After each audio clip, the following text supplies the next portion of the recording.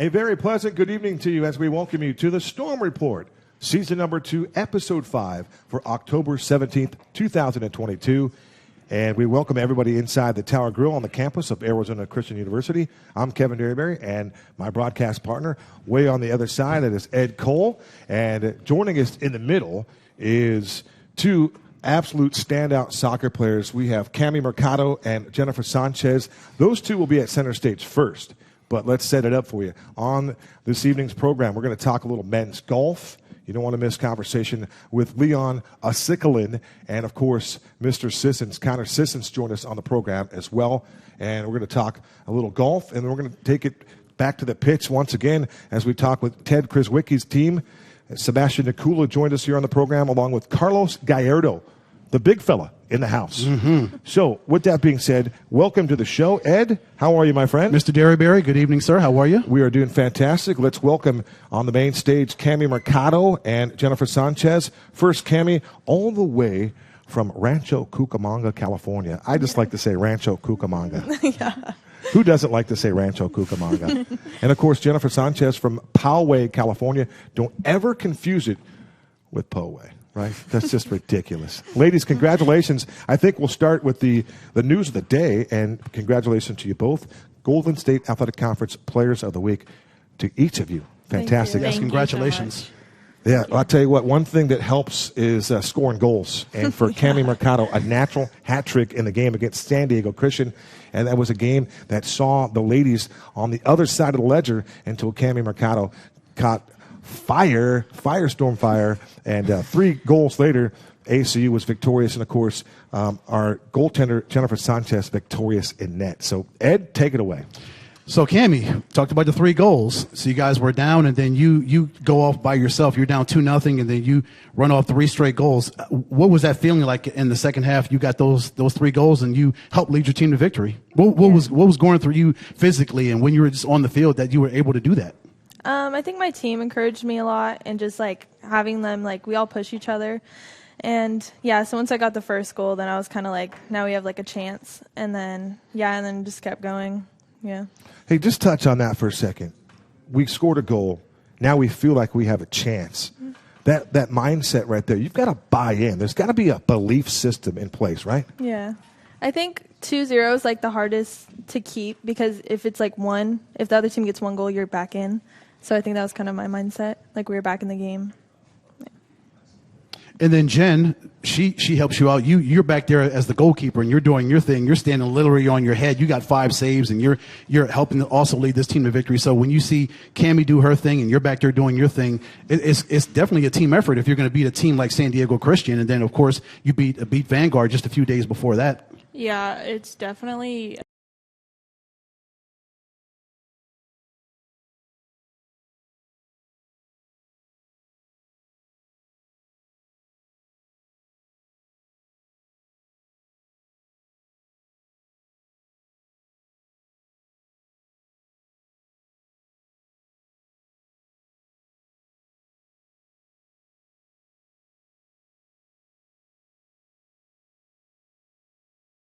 surprised when she reached out to me. I was very excited, obviously, and I think she kind of brings the team together in a way, and like we do see each other every day, but I think it's like she'll do good activities and stuff, and I think I don't know, I think we all just connect, and I think she sees that.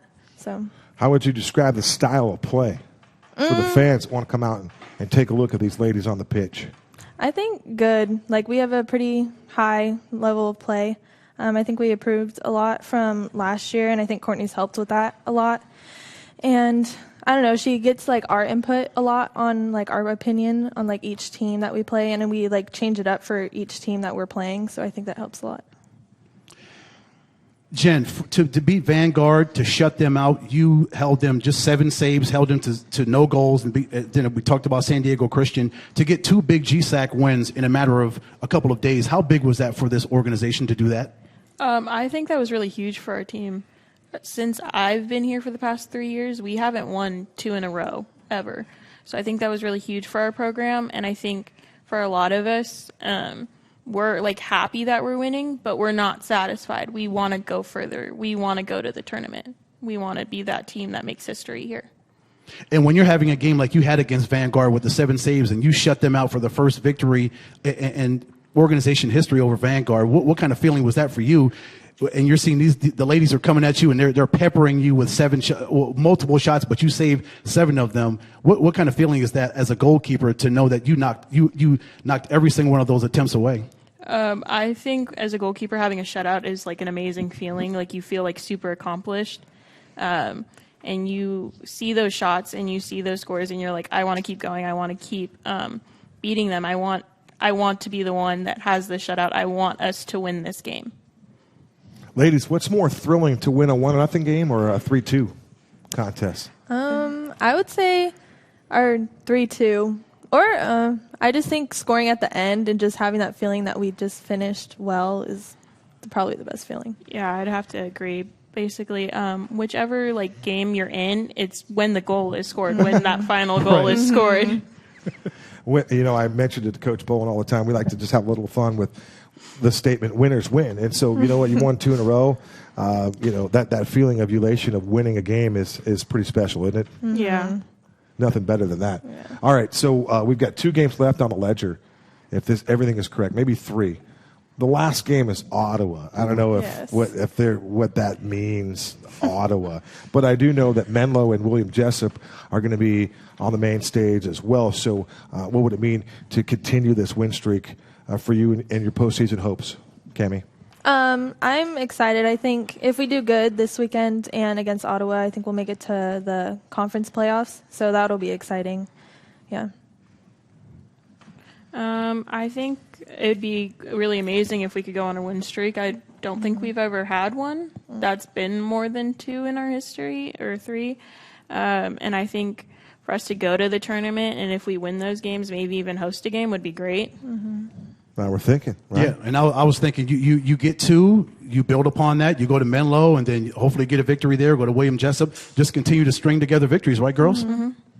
Just out of curiosity, ladies, are you able to draw anything from the Olympic soccer team and all the success that the ladies are having on the pitch? Does that inspire you ladies to perform? Actually, yeah. I watch on their Instagram some plays that they do, and I try to do the same ones in the game sometimes. Okay. But yeah, I think they do inspire us a lot. I think Yeah. we look up to them. Yeah, looking at these professional players, and especially when some of them are our own age and debuting, it gives you a lot of hope and a lot of inspiration of what you can do as a player and what you are capable of if you push yourself to do it. Jennifer Sanchez joins us along with Cami Mercado. Both these ladies are doing quite well on the pitch for Courtney Nash. My last question for you, Jennifer. You've been here 5 years. We mentioned that. I'm just curious, what kind of growth have you seen in those 5 years? It's nice to have our own playing facilities now, and you can see some of those changes, but how's it worked for you? So when I transferred in here, we were driving to practice every day, which they were rough, but I also didn't have it as rough for the girls that were here before me when they were driving further to practice. The facilities are nice. We got our locker room this year, which is amazing. Our assistant coach Gibbs, he worked on it all summer for us, and we're so appreciative of that. And then I think seeing the team dynamic change from what it was 3 years ago to what it is today is amazing, because we wouldn't want to hang out with each other a couple years ago, but now we do hang out with each other, and we're with each other all the time, and we hang out, and it's just an amazing culture that we've created as a team this year. And Coach Chambers has really helped us to create a team dynamic that we love.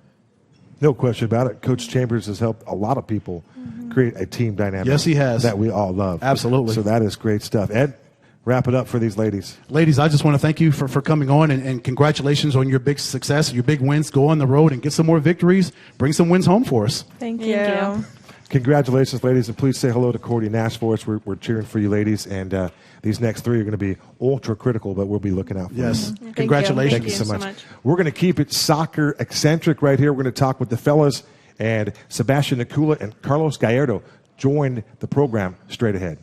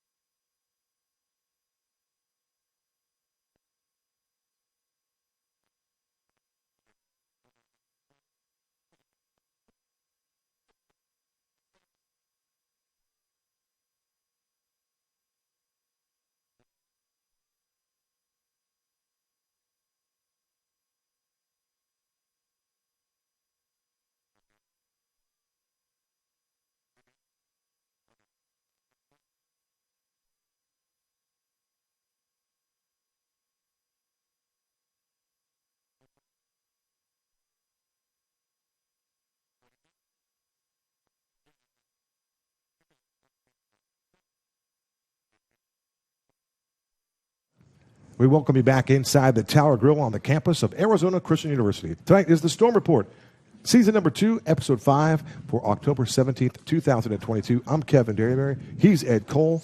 And in the middle, Carlos Gallardo, the netminder, the goalkeeper on this ACU soccer team. And then one of the top defenders in the conference, Sebastian Nicula, also joins us. Sebastian, first and foremost, man, my old stomping grounds, 56th Street and Greenway Road. Yeah. Horizon High School. You went to Horizon? No, I mean, I just did a lot of PA work over there for many, many years, and I still do their baseball. Awesome. So big-time Coach Skibber fan. But congratulations for you, a biology major. But tell us a little bit about your game. You guys are 8-1-5, and you're led by Ted Krizwicki. We finally figured out how to say Mr. Krizwicki's name. You guys probably call him Coach K. Just call him Coach K. Definitely Coach K. Yeah, we're super excited to have him again. He definitely changed the whole dynamic of the team coming last year, and we're doing super well. We're excited. Conference plays even better with the team, and we're super excited to just keep going on. We're winning and pushing forward. Carlos, we talk about that. We mentioned culture with the ladies, and Sebastian just mentioned some changes. Be specific. What kind of changes did you see that help you guys progress to where you are today? I just feel like we all get along with each other very well. Okay. In the locker room, we're an amazing group of people with each other. We all jam out to every music. Everybody has different options, so we all try to get along with each other by music. It helps a lot. Everybody starts dancing on and off the field. We're all just good friends with each other. All right, cool. Now let's start ripping off some of those tracks. Who's playing the music, and what kind of cuts are we hearing? Usually it's Mario. Okay. Mario be playing a couple country songs. Then we give Oh, it a Mario likes country, huh? All right, so couple country songs. What? So throw it out there, because I don't Super know. Senior likes country. Yeah, I don't know if everybody's going to relate here, but give us an artist. Who Oh is boy, it? do you know an artist? Luke I don't Bryan? know an artist. Oh, okay. I'm the one usually dancing to Okay. it. I just don't know it. You know what? We're going to talk soccer. That's what we're going to do. Let's just keep it to the pitch. All right, Carlos. I tell you what. We talked 4 shutouts, 40 saves right now. We talk about being in the zone in other sports, but in soccer, you're kind of back there by yourself. You might not see anything for a long, long time. In fact, in the last game, I think before Mr. Grubb put one past the netminder, there was we were down by some 40 minutes before you saw the next goal. How do you keep your mind strong? How do you keep mentally prepared and sharp back there? You just always got to talk to your defense. Always talk to the midfield and forward. You always got to keep active with them. Always keep shouting on the field. Make sure everybody's on their toes and everything. So once you get the shot, you got to be prepared. Thankfully, I have a good forward-back line that always helps me out no matter what. I'm never alone back there. They're always there to save my life. Oh, and then Carlos, I was instructed to ask you about the superhuman save that you made. Do you remember that save that you made when you were practically your entire body was in the air? Was it versus Vanguard? Was it against Vanguard? Tim says yes. I just look at the ball and hopefully swing my arms up and then hopefully get a save. Tim, he is so modest. Yeah, it was a nice save. Hey, do we have a pic of it? What happened? Were you like helicoptered? Or were you just left the body horizontal? You're vertical? I just looked straight and then seen a ball go up in the air. I jumped up, threw my hands, and then hopefully hit my hands. That's the job, the goalkeeper job. Yes. A save's a save, right? Doesn't matter how you get it. All right. Sebastian, for you to get the game winner against San Diego Christian College, you see what your brother does as far as goalkeeping. For you to get that game-winning goal, what did that feel to you? Yeah, as a center back, you don't score very often. So when I do get that opportunity, it's awesome, and especially a game winner. I don't think I've ever had a game winner in all of my career. So to put one in the last minute was definitely fun. To run to the bench and celebrate with the boys. They all piled on top of me, so it was a good time. At that moment when you were moving and you eventually kicked it in, what was going through your mind? Anything? It was funny. I was actually just talking to my family about that today. It was kind of a blur up until that moment it went in the goal. My eyes were open when I headed that ball, so I have this mental picture of it. But yeah, it's almost like you either push through or you don't. And in that moment, I decided to push through, and we got the goal. Question for you, Sebastian. I read in your bio that. I'm sorry. I was getting confused here. I had a hockey question, and that's not to my next two guests. So just keep everything in line. All right, take us through conference play, guys. Some big games coming up, and the way that your team is positioned right now. the postseason opportunities and that idea, that vision is very, very realistic this season. Yeah, as games go on, it becomes more and more realistic. Coach tends to keep us humble in that way, and slowly as we keep on winning, it's more of a realization for him as well. And I think he mentioned it for the first time in front of the guys, like, hey guys, we actually have a solid chance of getting first. Not just making the tournament, but winning the league before the tournament, which is amazing. That would be huge. Yeah. That's so huge. Carlos, going back to that San Diego game, you were supposed to play it on senior day. You're supposed to play it on Saturday. Then it got pushed to Sunday because of the rain and the storms that we had. Did that change your preparation at all, or from a mental standpoint or a physical standpoint, knowing, okay, we got to push it 24 more hours for a game? No, I was actually very glad. I got very sore that one day. Being goalkeeper, you got to fall out on the ground. So it was just another day of recovery, hopefully. Stretch out the legs a little bit, grow a little bit, a couple of inches. But you just got to stay prepared. We practice after a little bit just to stay mentally, stable with each other. And it just helps out a lot that you have coaches over there that just edge you on every single time you're about to step on the pitch. They always hype you up, always know what to say. You got, all the teammates. There's a couple of players that always have high energy and then just spread it around. So it helps us out a lot. Who are those high energy guys on the club? I'll give it to Mario. Mario is the most energetic person I know. One of my favorites. Shout out to Mario. Aiden, of course. Aiden loves it. I'll give it to Ricky as well. Ricky, every time he goes in, he just helps us out a lot. He just makes his voice get heard. Carlos, let's talk penalty kicks, all right? PKs. Do you guys address that in practice? How much time do you spend on that? And what's this work like? Because in pregame, whether you're playing hockey or any type of sport where you're the goaltender, I don't want anything getting past me. In practice, in drills, no matter what it is. And we know that's kind of the idea, but how does that work? Are you superstitious at all? And then can these guys try to shoot and score on you before? Or, when you're doing your prep before the game, they're taking, just there's peppering you. It's a shooting gallery, and they're lighting you up with shots. How does that work for you? Well, usually for like a penalty kick, it's just you got to check the positioning of the person that's striking the ball. I try not to guess a lot. A lot of times you guess, you're either going to choose wrong. Sure. Some people say it's a 50-50, but you try to turn it into 80-20 sometimes. So what are you looking at? So if a guy's coming up, you maybe pick up your own players' tendencies, but it's that lean that we always talk about for the goaltender, right? You got to stay straight and stay square. Yeah, usually I try to check the eyes. If he looks down at the ball only, then you got to check at the body where he's going. If he looks somewhere, it means he might change it or he might stay the same spot. So you just got to wait until he leans or moves his body. Okay. How tough is he to go against in practice? Hey, he's tough, I'll tell you that. I don't really take PKs personally. I'm not trusted. No, it's nothing. No hard feelings, Coach. No, it's okay. Hey, we got better guys out there than me. When we want to eat, I think we go to Caden Grubb, right? No pun intended. That's right. There you go. All right. Sebastian, I asked Cami this last segment about her growth in the program for the women. As far as you, this is your fourth season. You didn't play at all in your freshman year, but this is your third year of activity inside the program. How have you grown as a man in these 4 years? Yeah, definitely.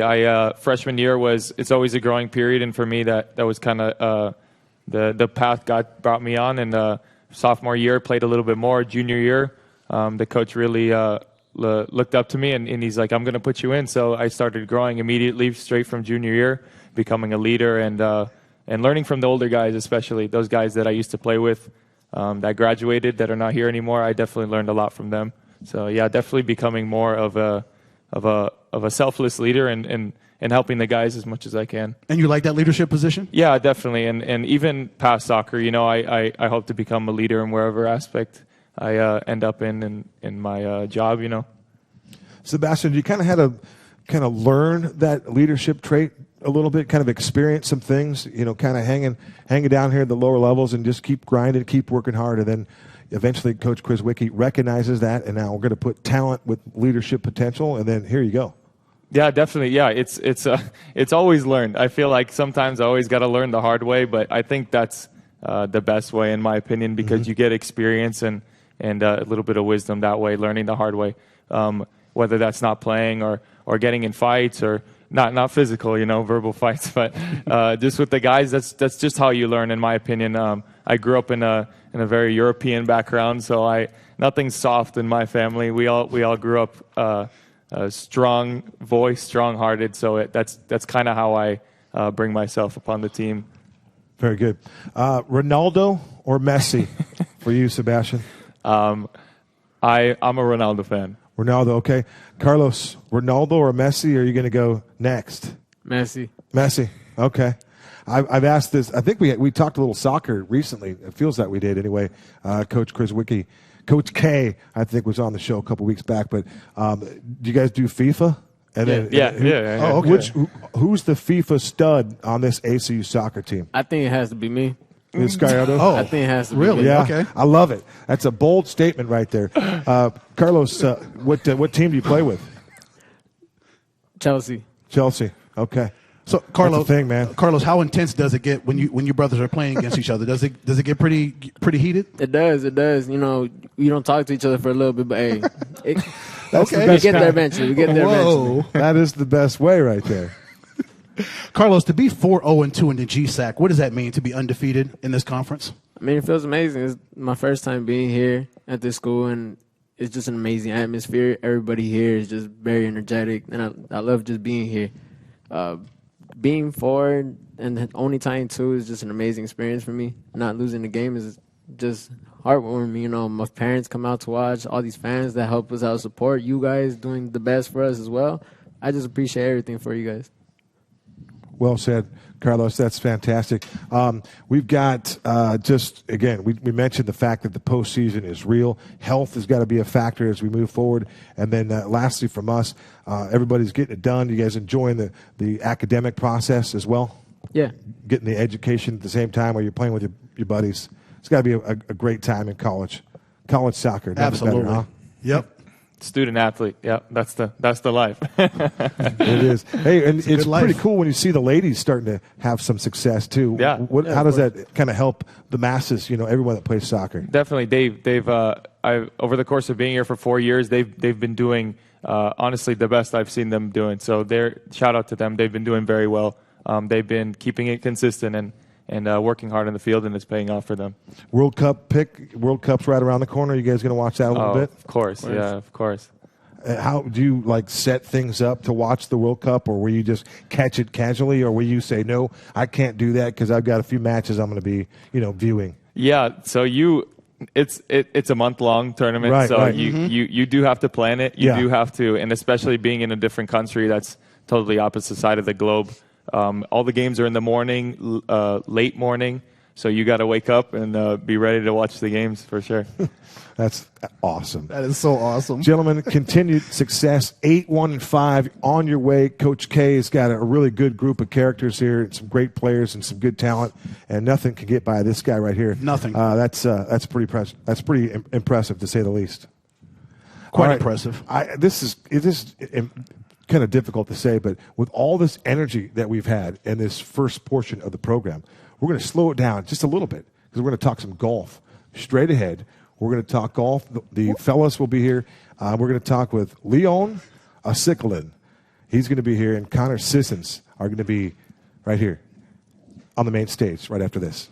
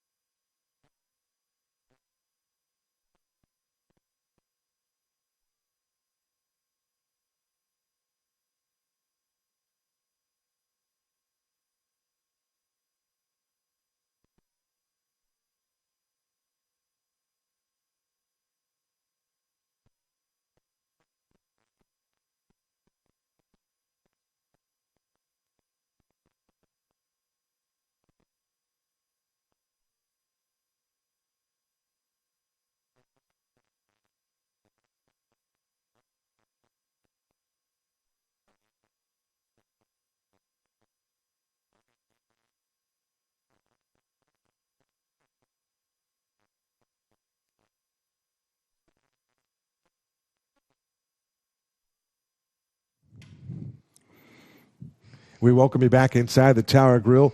And now we're going to continue on with conversation. We're going to talk a little golf right here with Brian Altina's dudes right here. We have Connor Sissons from Saskatoon, Canada, all the way from St. Joe's High School. And, of course, we have Leon Acikalin. We nailed that, right? Yeah, you got it right. We got it. You got it right. Leon has a $1 million accent. We're going to tell you that right now. So all the ladies out there, just go ahead and stop what you're doing, turn up the volume a little bit, and listen to our guy Leon. Oh, dear. But you guys, congratulations on your success thus far. I mean, we're talking golf, right? It's a little bit different, but I'm going to start with you, Connor. 9 rounds last year, 678 shots. I don't know if people can understand what you did there, but I saw the 68. Now, most courses, championship golf course is going to be a par right near 71, 72. So anytime you're 3 or 4 under par, you're hitting the golf ball. Yes, sir. Yeah, it's Antelope Hills up in Prescott's been a course that's always really aligned with my game. Okay. It's a place that I've had a lot of continued success. We've had a couple team wins there in Prescott in the past couple years around like 2019, 2020.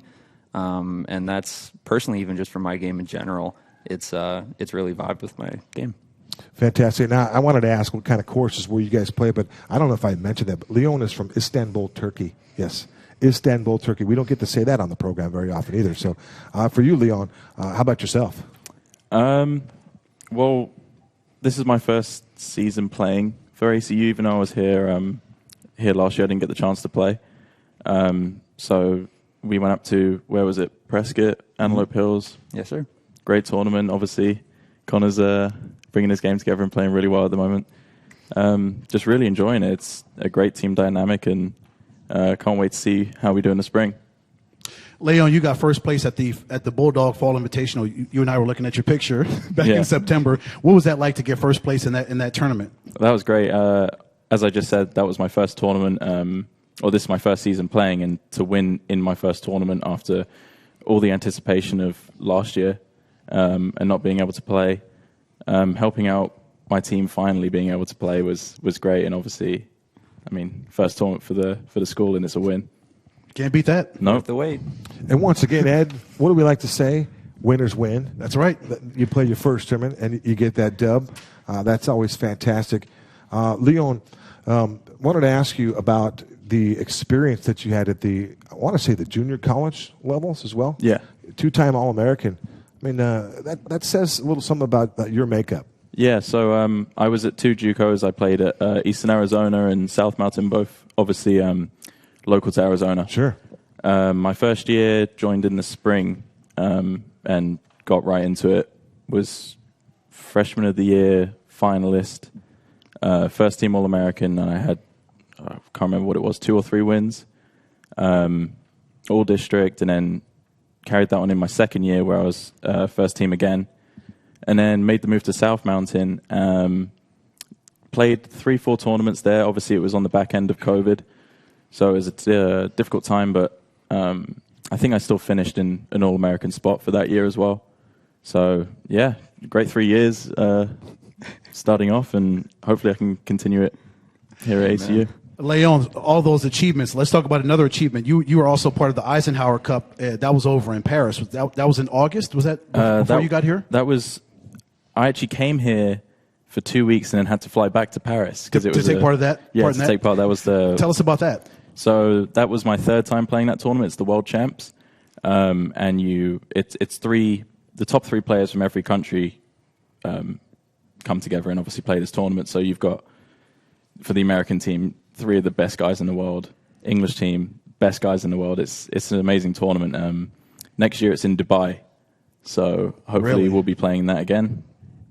Is that a pressure filled situation to be in a cup in a golf tournament like that? When I first started out playing those sort of tournaments, when I was 16, 17 years old, obviously you're going to feel pressure. Everyone's way older than you and a lot more experience. But once you've done it a couple of times with anything, it becomes second nature. And in terms of amateur level tournaments, there's not really anything that gets me stressed, you could say. But I played a couple pro stuff as an amateur, and that's definitely like a whole nother level. How about hooking one into the wrong fairway? Doesn't happen to you probably, right? That wouldn't create any stress for you? No, that unfortunately the last 2 tournaments has been happening. So Really? yeah. And that's something in a game of golf we can kind of all relate to. I did make a mental note. Dubai. I don't know if we have coverage planned to go to Dubai and watch this young man, but that is a long plane ride. Tim, is that in the budget? So let's just we've already Tim got. said no. They said no on Hard Dubai. So Leon, we're trying to work that out for you. We'll send JD down. Yeah. So JD will go. Perfect. guys, we always hear about the mental aspect of golf. Like, I mean, we can all go out there and hit it 250, 300 yards. I think everyone in here could do that. That's not a big deal. Just having fun with you. But no, for real though, what makes you guys elite is going to be the mental approach and how you put the ball in the hole and how you putt and roll the rock and do all those things. But the mental application of your approach has to be really impressive, strong. It does, yeah. Yeah, it's definitely something that I think we have to really dial into as golfers. It's our ability to really like stay in the moment is how we get the chances to score. You're going to go out there. In university, it is a team sport technically. Right. But every single round that you go out and play, you're going to play it by yourself. So you're looking at, for us in these college rounds, they're 5.5-hour rounds, and sometimes we're playing 36 holes in one day. So that's 10 hours that 10, you're out there 11 by hours. yourself. Yeah. Wow. And when No you get caddies? caught, Caddies no or- caddies. no caddies, okay. No, we have our 2 coaches. They typically make their rounds. Some players drive with different coaches better than others, so they'll delegate their time differently according to that. Mm-hmm. But back to like the mental part of it, like even for Leon in the first tournament when you were playing so well, you did it for 3 straight rounds. And it's very easy to get ahead of yourself and look forward and kind of anticipate where you're going to be. And it's very, very hard to stay in the moment, which is where you do your best work. I literally do that all the time.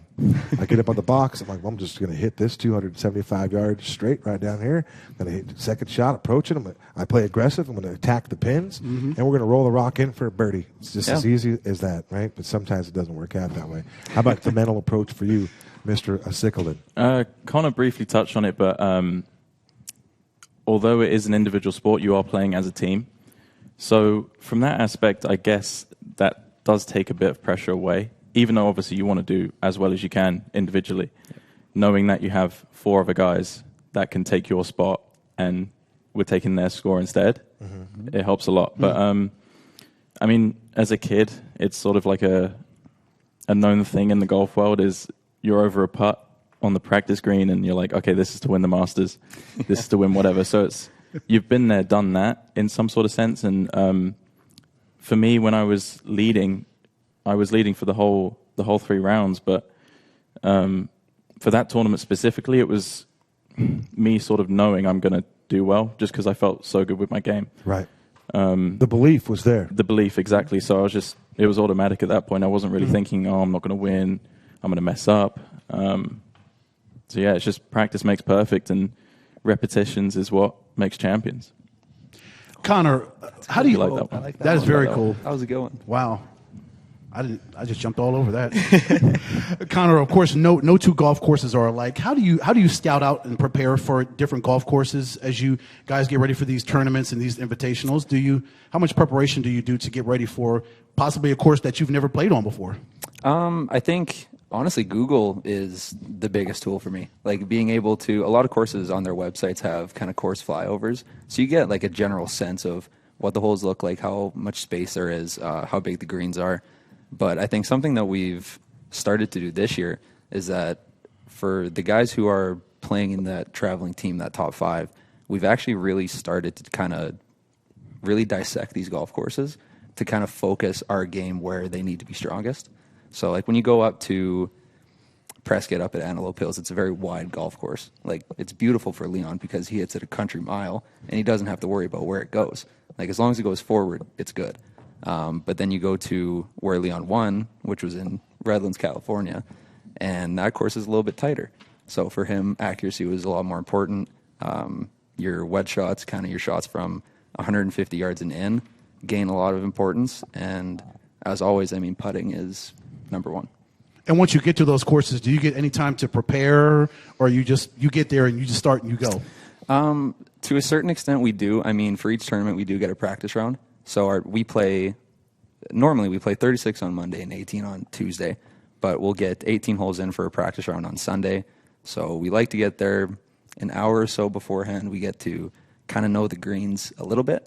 And then, we just get to go out and play, all 5 of us and both of our coaches. And it's nice because you get to kind of talk to each other about what you see, kind of where you don't want to miss it, where those really troubled areas are.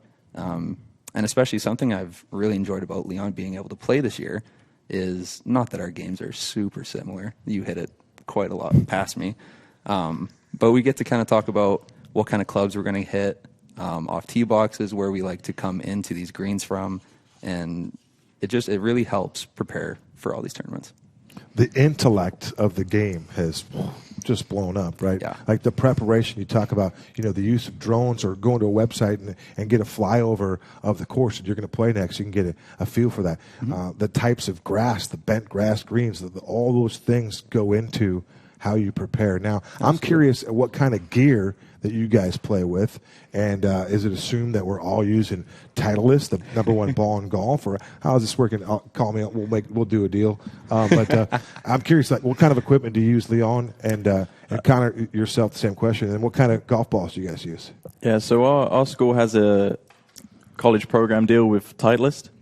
ACU has a deal with Titleist? Yeah, well, it's nice. They do That's a college legit. program, so we get support from them. But across the team, I think we're all using Titleist balls, Pro V1. Okay. Not Hector, Nice. though. Oh, yeah, one of the guys wants to be Bridgestone. different. But No, why is Hector not Hector using the doesn't Pro V1, the number one ball in He golf? wants to be like Tiger Woods. He's got red shoes. He plays the same golf ball Tiger does. he's got a great swing as well. He does have a good looking It's swing. working for him. Yeah. Yeah, so, I mean, I'm pretty sure you're Titleist the whole way. Almost. Yeah, so Except for the big stick. I used to be Titleist the whole way, and I've got a really mixed bag. I've got a bit of everything, but So you're talking Whatever your works. sticks, the clubs now. You're Yeah, using the Titleist clubs. Okay. And how about you? I'm Titleist from putter to 3-wood, and then I got a Callaway driver. Blades, cavity backs? Blades. All blades, right? Blades. Muscle backs for this guy. Really? Added distance, a little bit of Really? forgiveness. I'm not perfect, okay? But I try. I like it. You know what? You're explaining the game a little bit to where people can kind of, I can sing that tune, right? Whereas Leon, we don't understand the language that you're speaking. No, we certainly do. I love the level and I love the charisma, that you demonstrate here on this program. All right, how about courses? What's the course? I mean, we talked Masters. I joked saying, hey, we're going to talk Masters for 30 minutes, but where do you want to play? And where do you play locally here in Arizona? You mentioned Antelope Hills a couple times, but we have great tracks here in Fantastic Arizona. golf So where do you courses, like to play? It's tough. Like, as you mentioned, Phoenix is pretty much the mecca for golf. Okay. I mean, they have incredible courses everywhere. So like, you even have the super private ones like Silverleaf or Whisper Rock that are like just beautiful works of art. I see Phil Mickelson there all the time. Just whenever you guys run into each other. True. It's all the same neighborhood. Yeah. If you know the neighborhood, you know what we're talking about. Exactly. Yeah, you can invite us sometime if you're seeing. Yeah, we Silverleaf we can- Whisper Rock. Yeah, anytime we're ready. You know what? We should talk about that. That's good stuff. Absolutely. Because I like to get on that course, and that best way would be to take a couple of dudes that know how to play golf. All right. What else, Nate? No, you don't think that? We can make it happen. No, I've got a question for him. Yeah, go ahead. Gentlemen, I want to ask both of you this. How are you constantly refining your game? Do you make little incremental changes to your game from invitational to invitational, or from season to season, stuff that you see? I guess I can get rid of that, or I can fine tune that a little bit more. Yeah, golf it's ever evolving. If the second you stop improving in golf or trying to change something is when you can't play to your best. Tiger Woods, the best player of all time. I don't care what anyone says. He's pretty good. He's very good. He's been the best in the world with 4 completely different swings. Yep. It would be the equivalent of, you had the soccer team on before, it'd be like learning to play with your right foot and then being Ronaldo and then switching to your left and being as good as Messi. So, I mean, for us, we don't really have time to step back and rebuild from the ground up. Not yet anyway, because our season is pretty much year-round, especially in college. Yep. So what we'll do is little things, maybe it's your foot, wrist, very small things, we're just changing, working on them. It will work. The second it doesn't, looking for another thing. Yeah. Yeah, for me, like I've had a lot of major swing changes since I've come down here, but finally, kind of coming into this year, I had a really good summer, and I thought my swing was in a place that I really liked it. So I made an agreement with myself that I wasn't going to try and get too aggressive with the swing changes. I mainly try and focus on my grip, focus on my alignment, make sure I'm pointed in the right direction. And other than that, I just I've put in a lot of work, as Leon has, into our swings and our games.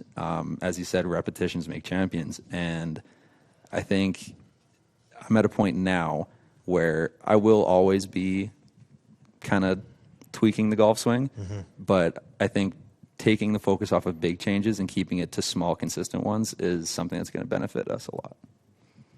That's significant. Leon, do you think that Tiger made all those changes to his swing because of his health, or do you think he just got into new gear? I remember he changed clubs, he changed sponsorship, so all that changed. He had to get new sticks, but four changes, that seems pretty crazy. It was, I can't remember if it was 3 or 4, but he had 4 different swing coaches that all taught a completely different philosophy. Right. In a way, he kept one thing the same, which was the way he moved his wrist through the golf ball. But I mean, when you're as talented as Tiger Woods, you can get away with changing that. I mean, if anyone else in the world did it, it just wouldn't work. My last one, we're getting together. We're gonna jump in the car. We're gonna go play golf anywhere. Tee time. We got it all comp. Where are we going? What course right now?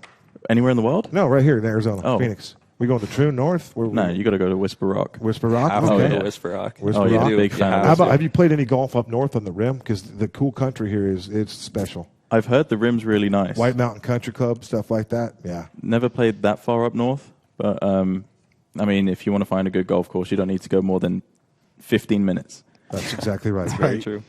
One last thing. Juan Roque, former offensive lineman, Rose Bowl winner, ASU, did some broadcasting with him over the years, and his line was, "The mother of all skill is repetition." That's what Juan Roque would always tell me. And so when you think about what you guys that's great support right there. Oh, yeah. It's just constant work, and refining. Yeah, absolutely it is. We talked golf and soccer on the program today.